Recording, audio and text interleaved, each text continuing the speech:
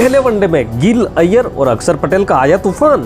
तो हर्षित राणा और जडेजा ने चटकाए 3-3 विकेट। तो क्या है भारत और इंग्लैंड के बीच हुए पहले वनडे मुकाबले का पूरा हाइलाइट्स, जानेंगे सब कुछ इस वीडियो में। तो आइए देखते हैं इस वीडियो को। नमस्कार दोस्तों, सबसे पहले मैं आप लोगों को बताना चाहता हूं कि आपने अभी तक आरजू क्रिक इन्फो चैनल को सब्सक्राइब नहीं किया है तो अभी सब्सक्राइब कर ले और बेल आइकन प्रेस करके ऑल पर कर ले, ताकि आने वाले धमाकेदार वीडियोस सबसे पहले आप तक पहुंच सके। तो चलिए वापस आते हैं वीडियो पर। दोस्तों, भारत और इंग्लैंड के बीच पहला वनडे मुकाबला 6 फरवरी गुरुवार को नागपुर में दोपहर के 1:30 बजे से खेला गया। इस पहले वनडे मुकाबले में इंग्लैंड ने टॉस जीतकर पहले बल्लेबाजी करने का फैसला किया और पहले बल्लेबाजी करने उतरे इंग्लैंड की टीम की तरफ से बेन डकेट और फिल सोल्ट ने पारी की शुरुआत की और दोनों ही ओपनर बल्लेबाजों ने इंग्लैंड की टीम को इस मुकाबले में अच्छी शुरुआत दी और पावर प्ले में दोनों ही बल्लेबाजों ने इंग्लैंड की टीम का स्कोर 50 रनों के पार पहुंचा दिया था। दोनों ही बल्लेबाज काफी तेजी से रन बना रहे थे, लेकिन फिर उसके बाद फिल सोल्ट 26 गेंदों पर 43 रन बनाकर केएल राहुल और अय्यर के हाथों रन आउट हो जाते हैं और इंग्लैंड की टीम को 75 रन के स्कोर पर पहला बड़ा झटका लगता है और फिल सोल्ट के आउट होने के बाद अगले ही ओवर में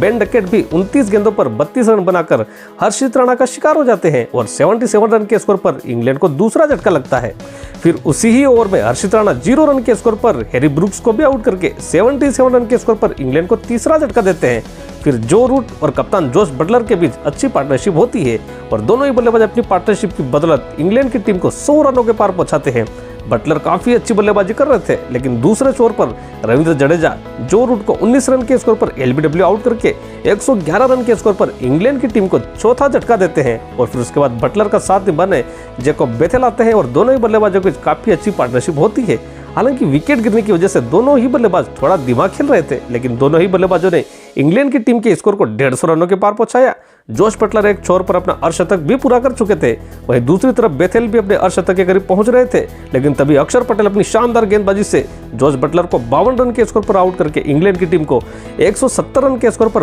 5वां झटका देते हैं। फिर उसके बाद बेथेल का साथ निभाने लिविंगस्टन आते हैं, लेकिन वो भी आते हैं हर्षित राणा की गेंद पर 5 रन बनाकर आउट हो जाते हैं और 183 रन के स्कोर पर लिविंगस्टन के रूप में इंग्लैंड को छठा झटका लगता है। फिर उसके बाद बेथेल का साथ निभाने ब्रैडन कार्स आते हैं और ये दोनों ही बल्लेबाज इंग्लैंड की टीम के स्कोर को 200 रनों के पार पहुंचाते हैं, लेकिन तभी ब्रैडन कार्स को मोहम्मद शमी 10 रन के स्कोर पर बोल्ड करके इंग्लैंड को 206 रन पर 7वां झटका देते हैं। फिर इसके बाद दूसरे छोर पर बेथेल अच्छी बल्लेबाजी करके अपना अर्धशतक पूरा कर लेते हैं, लेकिन अर्धशतक पूरा करने के बाद रविंद्र जडेजा की गेंद पर वो भी 51 रन बनाकर आउट हो जाते हैं और 220 रन के स्कोर पर इंग्लैंड की टीम के 8 विकेट गिर जाते हैं। फिर अंत में आदिल रशीद और जोफ्रा आर्चर के बीच शानदार पार्टनरशिप होती है और दोनों ही बल्लेबाज इंग्लैंड की टीम के स्कोर को 240 रनों के पार पहुंचाते हैं, लेकिन तभी आदिल रशीद 8 रन बनाकर आउट हो जाते हैं और फिर उसके बाद साकिब महमूद भी 2 रन के स्कोर पर कुलदीप यादव का शिकार हो जाते हैं और इंग्लैंड की टीम 248 रन के स्कोर पर 47.4 ओवर में ही ऑल आउट हो जाती है, जबकि जोफ्रा आर्चर 21 रन बनाकर नाबाद लौटते हैं। वहीं बात करें भारत की गेंदबाजों की तो हर्षित राणा ने और रविंद्र जडेजा ने कमाल की गेंदबाजी कर 3-3 विकेट निकाले। वहीं मोहम्मद शमी, अक्षर पटेल और कुलदीप यादव को 1-1 विकेट मिला है।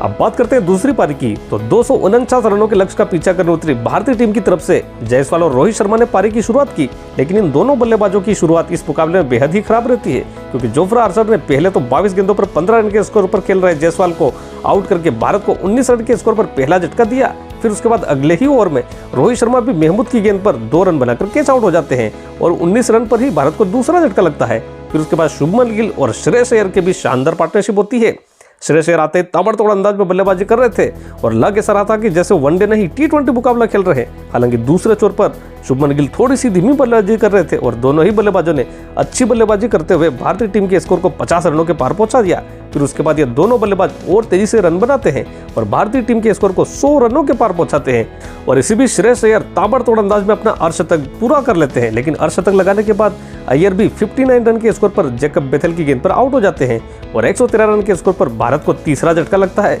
वहीं शुभमन गिल भी धीरे धीरे अपने अर्धशतक के करीब पहुंच रहे थे और उनका साथ निभाने अक्षर पटेल आते हैं और इन दोनों बल्लेबाजों के बीच काफी अच्छी पार्टनरशिप होती है। अक्षर पटेल आते ही शानदार शॉट लगाते हैं, दूसरे छोर पर गिल अपना अर्धशतक पूरा कर लेते हैं और दोनों बल्लेबाज भारत को 150 रनों के पार पहुंचाते हैं। उसके बाद दोनों बल्लेबाज और तेजी से रन बनाना शुरू करते हैं और दोनों ही बल्लेबाज अपनी बल्लेबाजी के दम पर भारतीय टीम को 200 रनों के पार पहुंचा देते हैं। वहीं दूसरे छोर पर शुभमन गिल शतक के करीब पहुंच रहे थे, वहीं अक्षर पटेल भी अपना शानदार अर्धशतक पूरा कर लेते हैं और अब भारतीय टीम को जीत के लिए केवल 29 रनों की ही जरूरत थी, लेकिन अर्धशतक लगाने के बाद अक्षर पटेल 52 रन के स्कोर पर आदिल रशीद का शिकार हो जाते हैं और 221 रन के स्कोर पर भारत को चौथा झटका लगता है। फिर उसके बाद शुभमन गिल का साथ निभाने केएल राहुल आते हैं, लेकिन केएल राहुल भी आते हैं 9 गेंदें खेलकर 2 रन बनाकर आउट हो जाते हैं और 225 रन के स्कोर पर भारत को केएल राहुल के रूप में 5वां झटका लगता है। और अब 84 गेंदों पर भारत को जीत के लिए 18 रनों की जरूरत थी केवल। वही शुभमन गिल को शतक के लिए 17 रन चाहिए थे, लेकिन तेज से रन बनाने के चक्कर में शुभमन गिल भी 87 रन के स्कोर पर महमूद की गेंद पर आउट हो जाते हैं और भारत को 235 रन के स्कोर पर गिल के रूप में छठा झटका लगता है। और भारतीय टीम को 76 गेंदों पर अब 11 रनों की जरूरत थी, लेकिन अंत में हार्दिक पांड्या और जडेजा ने अच्छी बल्लेबाजी करके इस मुकाबले में भारत को आसानी से जीत दिलवा दी और भारतीय टीम ने इस टारगेट को 38.4 ओवर में ही हासिल कर लिया। और इस तरह भारत ने पहला वनडे मुकाबला 4 विकेट से अपने नाम कर लिया है। तो यह था भारत और इंग्लैंड के बीच हुए पहले वनडे मुकाबले का पूरा हाइलाइट्स। वैसे आपको क्या लगता है, दूसरे और तीसरे मुकाबले में कौन सी टीम जीत सकती है? कमेंट करके जरूर बताएं और साथ ही साथ वीडियो अच्छी लगे तो लाइक शेयर करें और ऐसे क्रिकेट के वीडियो के लिए चैनल को सब्सक्राइब करें।